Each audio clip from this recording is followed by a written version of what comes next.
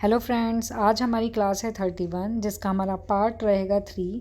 Part 1 और 2 हम करा चुके हैं।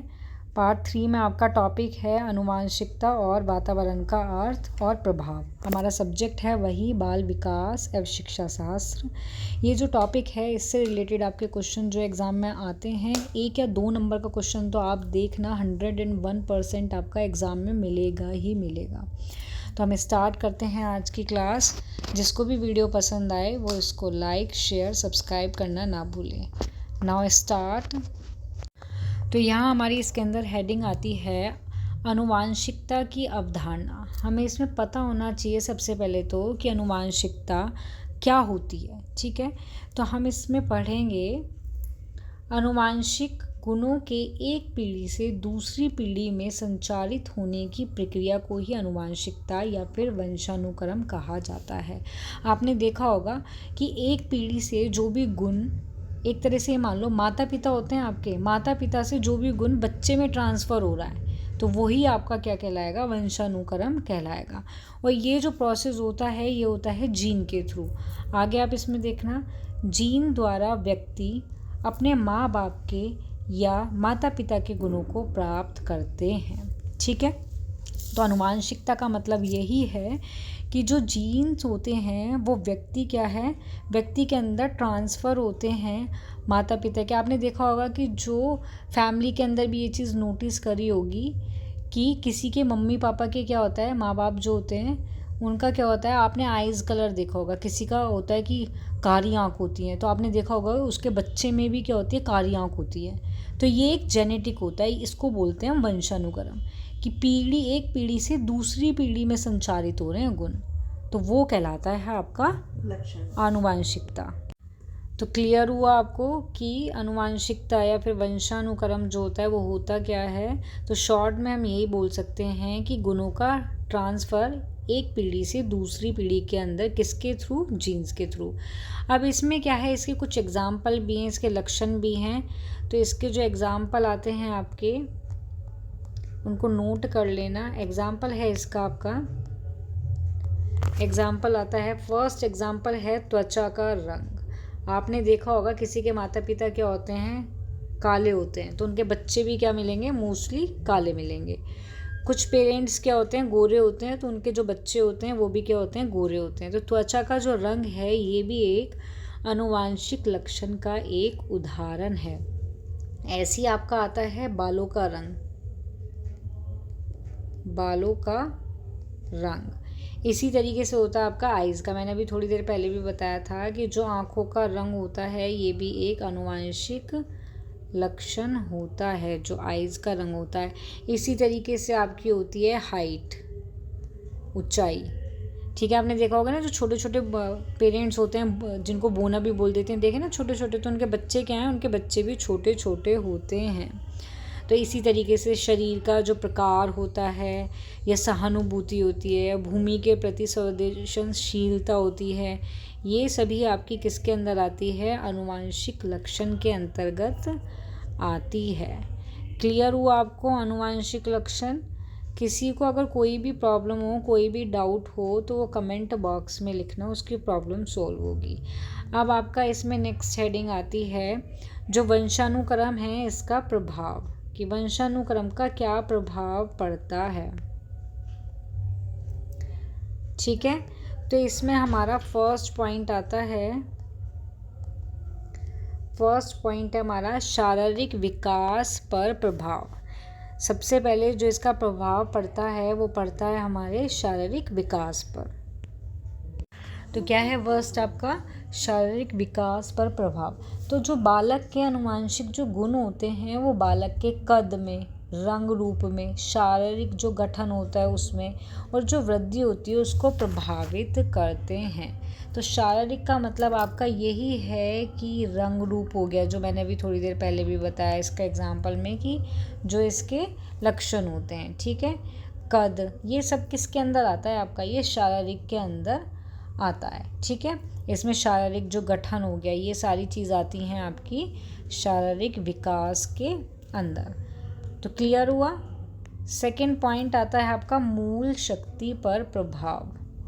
तो इसमें क्या होता है कि जो बालक की जो मूल शक्तियाँ होती हैं या शक्ति का कारण जो है वो भी उसका वंशानुक्रम होता है। ओके। थर्ड पॉइंट आता है आपका बुद्धि पर प्रभाव।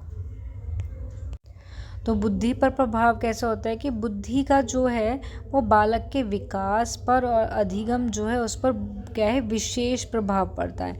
आपने मोस्टली देखा होगा कि यदि बालक बुद्धिमान है तो उसमें क्या है कोई भी नई क्रिया करने के लिए वो क्या होगा एक तरह से सीखने में क्या उसमें दिखाई देगी, तत्परता दिखाई देगी।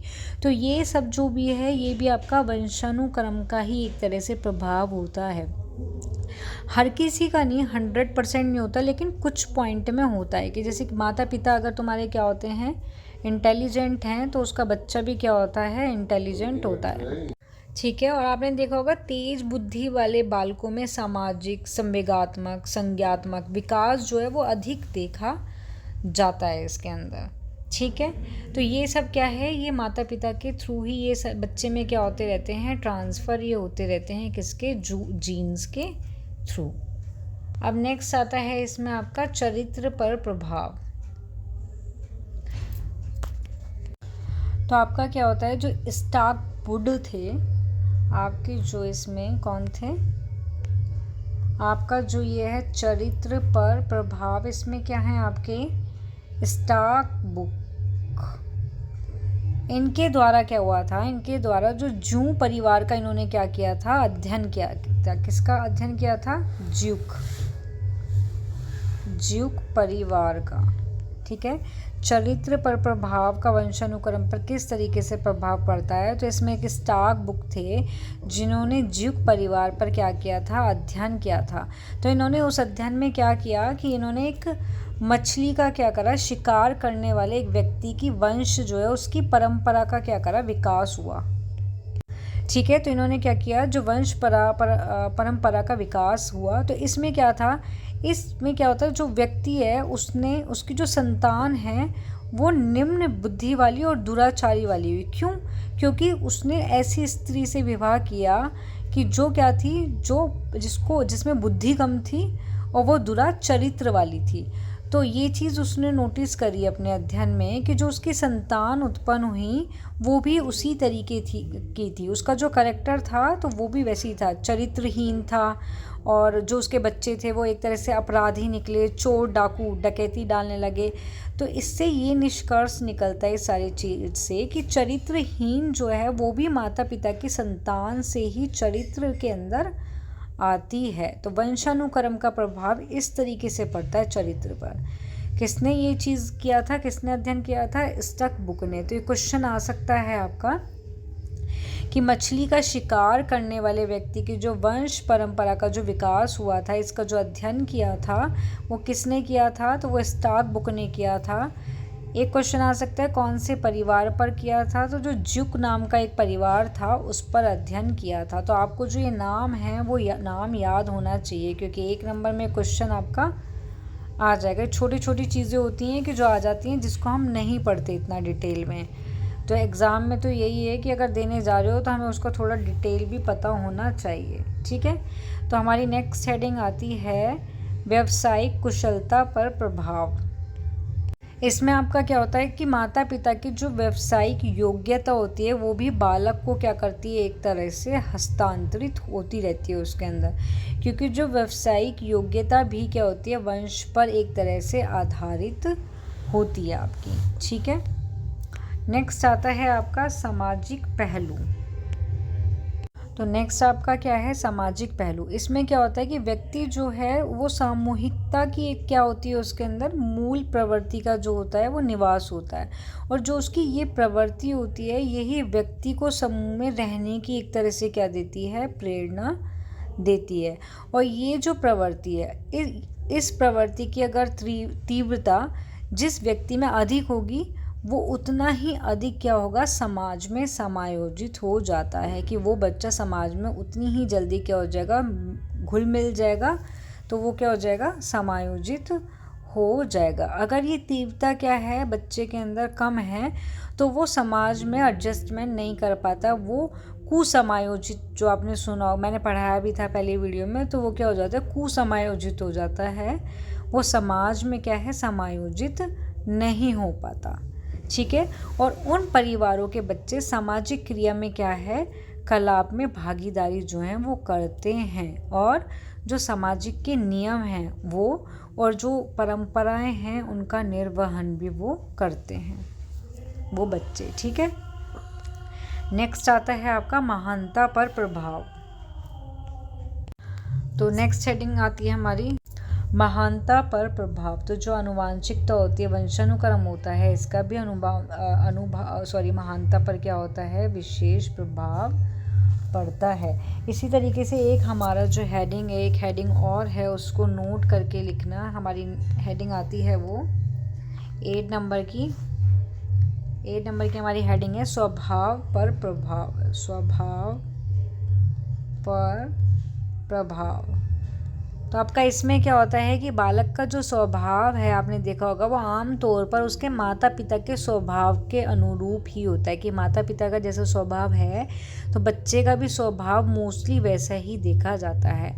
यदि माता पिता मीठा बोलते हैं तो उनकी जो संतान है वो भी मीठा बोलती है, और यदि माता पिता क्रोधित होते हैं तो उनकी संतान भी वैसी ही होती है। तो इस तरीके से जो वंशानुक्रम है उसका जो है वो स्वभाव पर भी प्रभाव पड़ता है, वो स्वभाव को भी क्या करती है, प्रभावित करती है।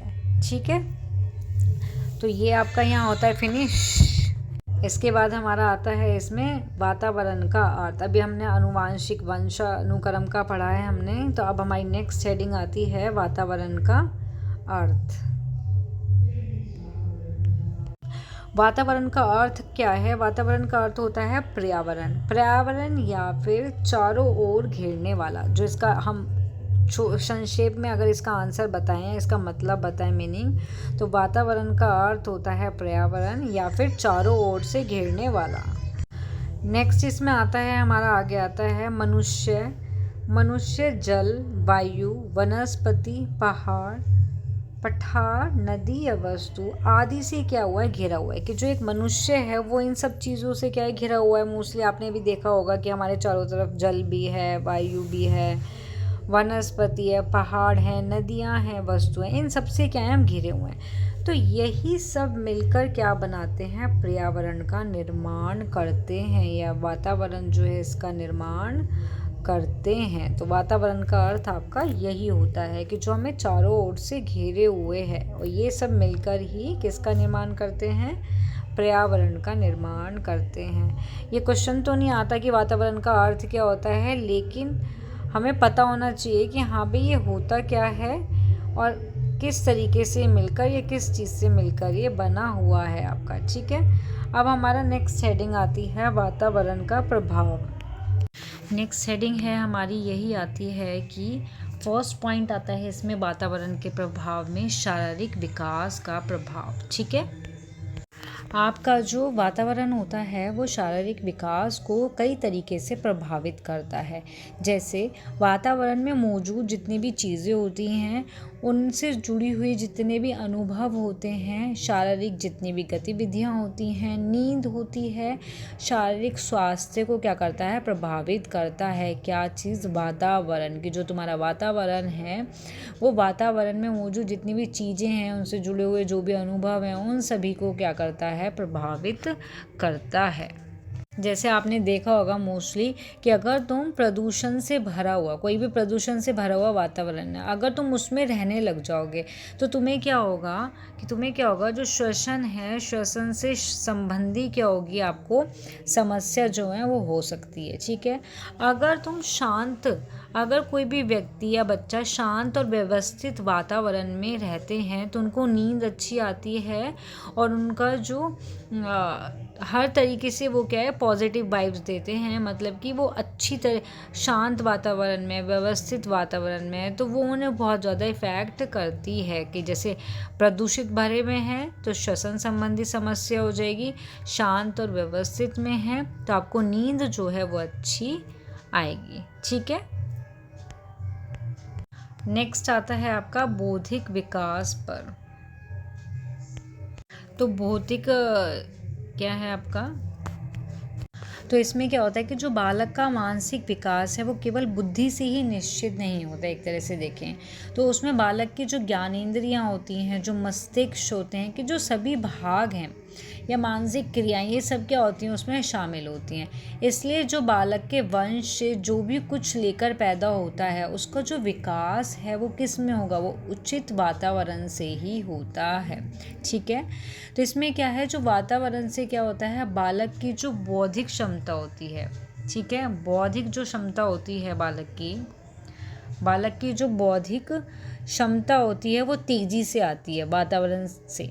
ठीक है, वातावरण से जो बालक की बौद्धिक क्षमता में क्या होती है, तेजी आती है एक तरह से, और जो मानसिक क्रिया का सही विकास होता है।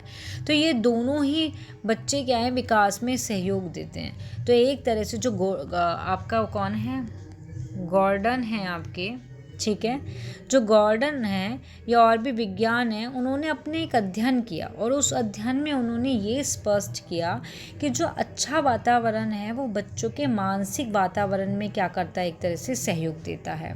ठीक है, तो जो इवोवे विश्वविद्यालय में क्या करा, 150 बच्चों पर क्या किया गया था, अध्ययन किया गया था। किसमें किया गया था आपका, इसमें क्या हुआ था कि एक इवोवे विश्वविद्यालय था। ठीक है, इवोवे विश्वविद्यालय था, उसमें कितने बच्चों पर अध्ययन किया गया था, 150 बच्चे पे अध्ययन किया, और इनका पालन पोषण जो है 6 वर्ष तक पालन गृह में हुआ था। ठीक है, जो 150 बच्चे थे उनका जो पालन पोषण है वो 6 वर्ष तक किया था, और इसलिए पालन ग्रहण की अच्छी व्यवस्था और सुंदर वातावरण ने उनकी बुद्धि लब्धि कितनी है, 117 तक बढ़ा दी थी। तो जो वातावरण का प्रभाव है वो बौद्धिक के विकास पर भी पड़ता है। ये चीज़ एक अध्ययन में देखी गई थी। गॉर्डन, कॉनॉर्ड, क्रीमैन वेदांत ने अपने अध्ययन में इस चीज़ को स्पष्ट किया था कि अगर वातावरण अच्छा मिल रहा है तो बच्चे की जो बुद्धि लब्धि है उसको बढ़ाया जा सकता है। ठीक है, नेक्स्ट आता है जुड़वों बच्चों पर प्रभाव। जुड़वा जो बच्चे होते हैं उन पर, जुड़वा बच्चे पर प्रभाव। तो जो जुड़वा बच्चे होते हैं उन पे भी वातावरण का प्रभाव देखा जाता है। अगर मान लो किसी के 2 बच्चे हुए हैं, वो जुड़वा हैं, ठीक है, एक को हमने शहर में रखा, एक को हमने गांव में रखा, या एक को हमने अच्छा वातावरण दिया और दूसरे को हमने अच्छा वातावरण नहीं दिया, तो दोनों में आपको डिफरेंस देखने के लिए मिल जाएगा कि हाँ, जो मैनर्स वाले वातावरण में रह रहा है, अच्छे वातावरण में रह रहा है, तो वो इंटेलिजेंट बच्चा है, मैनर्स से बोल रहा है, सारी चीज़ें हो रहा है। लेकिन दूसरे बच्चे को जिसको हमने गाँव में रखा, अच्छे मैनर्स हमने उसको नहीं सिखाए, तो वो उस तरीके का ही बिहेव कर रहा है, उसी तरीके की उसकी बुद्धि है। तो जो वातावरण है वो जुड़वा बच्चों पर भी प्रभाव डालता है। नेक्स्ट आता है आपका अनाथ बच्चों पर। तो अनाथ बच्चों पर भी क्या होता है, वातावरण का प्रभाव पड़ता है। कुछ अनाथ बच्चे होते हैं वो इंटेलिजेंट भी होते हैं, ये नहीं कह सकते नहीं होते, लेकिन जो बच्चे मोस्टली अनाथ होते हैं तो उनको बड़ा जो है कोई भी गाइड करने वाला नहीं होता। ठीक है ना, उनको अच्छा वातावरण मिल पाता है, इसलिए उनकी बुद्धि लब्धि अधिकतर क्या होती है, कम होती है। ठीक है, नेक्स्ट आता है आपका विभिन्न जाति पर प्रभाव। तो वातावरण का विभिन्न जाति पर भी प्रभाव पड़ता है। नेक्स्ट आता है समूचे व्यक्ति पर प्रभाव। तो जो समूचे व्यक्ति होते हैं उन पर भी जो वातावरण है इसका प्रभाव पड़ता है। बस आपको यही समझना है एक तरह से कि जो वातावरण है वो हमारे चारों ओर है, हमें चारों ओर से घेरे हुए हैं ये सारी चीज़ें, वनस्पति, पहाड़, नदी, वस्तु, और इन सब से मिलकर ही हमारे पर्यावरण का निर्माण होता है। क्लियर। अब हम इनसे रिलेटेड कुछ क्या करेंगे, क्वेश्चन आंसर करेंगे। जो हमारे पूरा टॉपिक रहा है, जो हमारा यूनिट 1 है बाल विकास, इसमें हमने पढ़ी थी इतनी सारी अवस्थाएं पढ़ी थी, इसका हमने क्या पढ़ा था, डिफरेंसेस पढ़े थे हमने, इसके अंदर इनको प्रभावित करने वाले कारक पढ़े थे। तो इन सब से रिलेटेड हम कुछ प्रश्न उत्तर करेंगे, कुछ क्वेश्चन को सॉल्व करेंगे, क्लियर करेंगे, क्योंकि इसी तरीके के जो क्वेश्चन हैं वो आपके एग्ज़ाम में आते हैं। डायरेक्ट सीधे सीधे आपसे क्वेश्चन पूछ लिए जाते हैं। तो आप देखना, नोटिस करना कि जो मैंने थ्योरी में पढ़ाया उससे रिलेटेड क्वेश्चन किस तरीके से आपके एग्ज़ाम में आएंगे। तो फर्स्ट क्वेश्चन स्टार्ट करते हैं हम। तो आपका फर्स्ट क्वेश्चन आता है कि एक बच्चे की वृद्धि विकास के अध्ययन की सबसे अच्छी विधि कौन सी है। तो फर्स्ट ऑप्शन में है आपका मनोविश्लेषण विधि, सेकंड है तुलनात्मक विधि, थर्ड है विकासीय विधि और फोर्थ है सांख्यिकी विधि। तो आप बताओगे कि एक बच्चे की वृद्धि और विकास का अगर हम अध्ययन कर रहे हैं तो सबसे अच्छी विधि कौन सी है। क्वेश्चन आपका फर्स्ट है, ठीक है। तो इसका जो करेक्ट आंसर होगा वो आंसर होगा आपका विकासीय विधि। कौन सी होगी? विकासीय विधि। विकासीय विधि एक ऐसी विधि होती है जो बच्चे के वृद्धि और विकास में क्या करती है, बच्चे की वृद्धि और विकास के अध्ययन के लिए सबसे अच्छी मानी जाती है। और इस जो विधि में होता क्या है, जो विकासीय विधि है इसमें क्या होता है कि इसमें जो व्यक्ति होता है उसके विकास को क्या करते हैं, समय समय पर, समय के साथ क्या है उसको परखा जाता है। इससे पता चलता रहता है कि व्यक्ति किस तरह बढ़ता है और उसके विकास में कौन कौन से कारक जो हैं योगदान देते हैं। तो ये सबसे बेस्ट जो है, सबसे अच्छी विधि मानी जाती है, ठीक है। नेक्स्ट क्वेश्चन आता है हमारा सेकंड क्वेश्चन आता है हमारा, गर्भ में बालक विकसित करने हेतु या विकसित होने में कितने दिन लगते हैं। फर्स्ट ऑप्शन है 150, सेकंड है 280, थर्ड है आपका 390 और फोर्थ आता है 460। तो गर्भ में अगर बालक को विकसित होने में कितने दिन लगते हैं, आपका इसका करेक्ट आंसर होगा 280 दिन, ठीक है। नेक्स्ट क्वेश्चन है हमारा थर्ड क्वेश्चन आता है कि किस मनोवैज्ञानिक ने 3 वर्षीय पुत्र का अध्ययन किया था।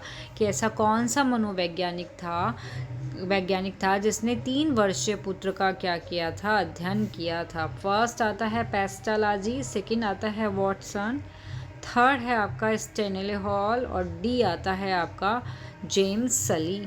तो इसका करेक्ट आंसर होगा आपका पेस्टालाजी। कि जो पेस्टालाजी जो एक मनोवैज्ञानिक थे जिन्होंने 3 वर्षीय पुत्र का क्या किया था, अध्ययन किया था। तो नेक्स्ट क्वेश्चन आता है हमारा फोर्थ क्वेश्चन है बालक का विकास होता है। फर्स्ट ऑप्शन है सिर से पैर की ओर, सेकंड है पैर से सिर की ओर, थर्ड में आता है दोनों ओर और फोर्थ आता है इनमें से कोई नहीं। तो जो बालक का विकास है इसका करेक्ट आंसर होगा सिर से पैर की ओर। ये मैंने आपको थ्योरी में भी कराया है कि जो बालक का विकास होता है उसमें बच्चा पहले मस्तिष्क में बैलेंस सारी चीज़ें करना शुरू करता है, मतलब उसका जो विकास है वो सिर से होता है, देन उसके बाद नीचे की ओर स्टार्ट होता है पैर की तरफ। तो इसका करेक्ट आंसर है आपका 1, मतलब ए ऑप्शन है सिर से पैर की ओर। क्वेश्चन 5 आता है आपका, 5 में है आपका गर्भधारण काल की अवस्था नहीं है। क्वेश्चन को ध्यान से देखना, नहीं है पूछा है क्वेश्चन में, ठीक है। फर्स्ट आता है शैशवावस्था, सेकंड है डिम्ब, थर्ड आता है बीजकरण, फोर्थ आता है भ्रूणावस्था। तो जो गर्भधान काल की अवस्था नहीं है तो ये आपकी शैशवा अवस्था, ठीक है। जो डिम्ब होता है ये भी गर्भधान के अंदर होता है, बीजकरण भी होता है और भ्रूणावस्था भी होती है। नेक्स्ट क्वेश्चन आता है 6 क्वेश्चन आता है आपका कि छोटे छोटे वाक्यों को बोलना तथा 3 पहिए की साइकिल चलाना यह कार्य किस अवस्था में होता है। तो फर्स्ट शैशवावस्था में, सेकंड बाल्यावस्था में, थर्ड किशोरावस्था में या डी प्रौढ़ावस्था में। तो छोटे छोटे वाक्यों को बोलना, तब छोटे छोटे वाक्यों को बोला जाता है तो वो आपका किसमें, आपका शैशवावस्था में बोला जाता है। क्यों? क्योंकि जो बाल्यावस्था में होता है उसमें बच्चा वाक्यों को बोलना शुरू कर देता है जो बड़े बड़े होते हैं, किशोरावस्था में भी, प्रौढ़ अवस्था में भी। लेकिन जो स्टार्टिंग होती है छोटे छोटे जो वाक्यों को बोलना स्टार्ट करता है या 3 पहिए की साइकिल चलाना शुरू करता है, ये आपका आता है शैशवावस्था के अंदर, ठीक है। नेक्स्ट क्वेश्चन 7 क्वेश्चन आता है आपका। 7 क्वेश्चन आता है आपका इसमें,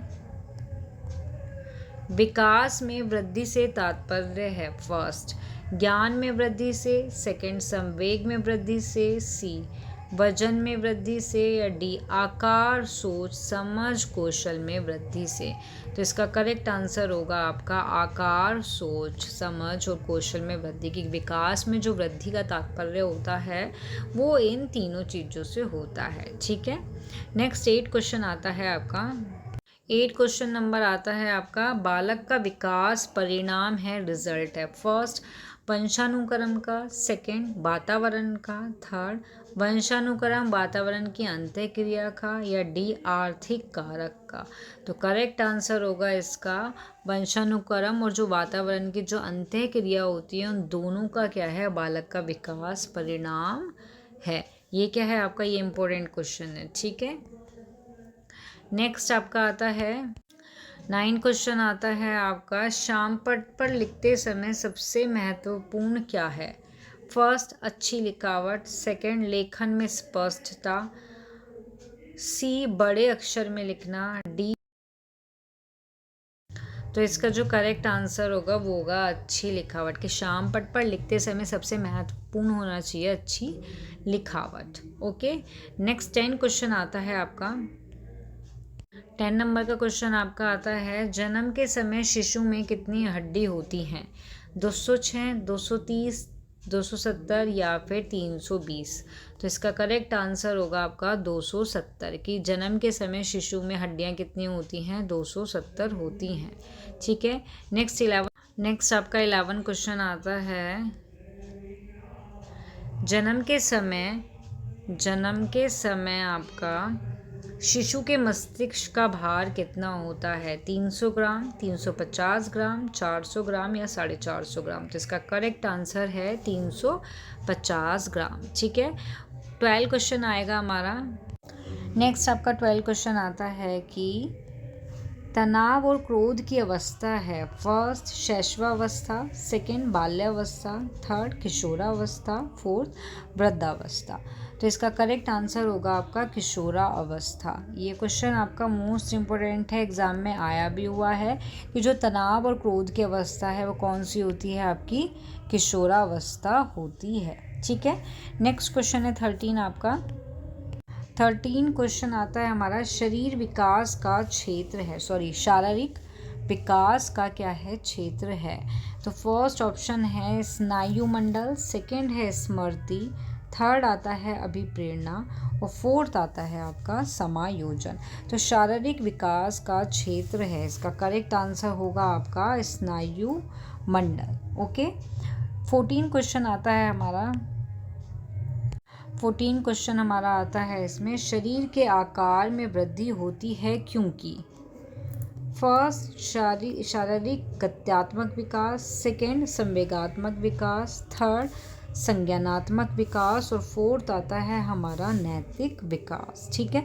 शरीर के आकार में, आकार का ध्यान देना, उसमें वृद्धि की बात हो रही है क्योंकि इसका करेक्ट आंसर होगा आपका शारीरिक, क्योंकि जो आकार है वो आपके शारीरिक से ही तो रिलेटेड है। शारीरिक के अंदर ही तो आते हैं, आकार आता है, कद आता है, रंग रूप आता है, तो उसकी जो वृद्धि हो रही है, तो इसका करेक्ट आंसर होगा आपका ए ऑप्शन।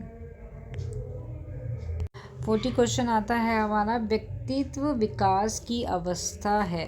फर्स्ट ऑप्शन आता है अधिगम और वृद्धि, सेकेंड ऑप्शन है व्यक्तिव्रत अध्ययन, थर्ड है उपचारात्मक अध्ययन, डी है इनमें से कोई नहीं। व्यक्तित्व विकास की बात हो रही है, इसकी अवस्था है, तो इसका करेक्ट आंसर होगा आपका अधिगम और वृद्धि। ठीक है। नेक्स्ट क्वेश्चन आता है 15 और लास्ट क्वेश्चन है ये आपका। नेक्स्ट 15 क्वेश्चन है आपका, बालक की जिज्ञासा को किया जाना चाहिए। फर्स्ट ऑप्शन आता है दमन, सेकंड आता है शांत, थर्ड आता है उत्तेजित और डी ऑप्शन आता है आपका सक्रिय। कि जो बालक की जिज्ञासा है उसको क्या करना चाहिए, तो इसका करेक्ट आंसर होगा शांत, कि उसको शांत करना चाहिए, उसका दमन नहीं करना चाहिए, उसको उत्तेजित नहीं करना चाहिए, न सक्रिय करना चाहिए। क्या करना चाहिए, उसको शांत करना चाहिए। ये इसका क्या है, करेक्ट आंसर है। तो ये 15 आपके क्वेश्चन है, इंपॉर्टेंट क्वेश्चन है आपके। ये आपके इसी यूनिट 4 से रिलेटेड ही हैं आपके प्रश्न उत्तर जो हैं। इनसे रिलेटेड और भी जो क्वेश्चन है वो बन सकते हैं, लेकिन आपको मैंने थ्योरी कराई है, उसमें भी आपके जो है क्वेश्चन उससे रिलेटेड आते हैं। जैसे क्वेश्चन में पूछ लिया जाएगा कि जो शैशवावस्था है वो कितने ईयर से कितने ईयर तक होती है, बाल्यावस्था कौन से ईयर से कौन से ईयर तक होती है, 6 से 12 तक, और किशोरावस्था 12 से 18 तक, आगे की जो वो मृत्यु तक चलती है। तो ये सारी क्या हैं, इस तरीके के क्वेश्चन आपके एग्ज़ाम में आते हैं। तो आप थ्योरी भी अच्छे से पढ़ना, ठीक है। जिसको भी वीडियो पसंद आए वो इसको लाइक शेयर सब्सक्राइब करना ना भूलें। नेक्स्ट वीडियो में मिलेंगे, नेक्स्ट क्लास में मिलेंगे हम यूनिट 2 के साथ, ठीक है। यूनिट 2 उसमें क्लियर करेंगे हम, उसके टॉपिक को जो है हम पढ़ाएंगे। 27 को आपका एग्ज़ाम है, 26/7 को, तो उससे पहले हम आपका सिलेबस कंप्लीट करा देंगे, बिल्कुल, ठीक है। Thank you.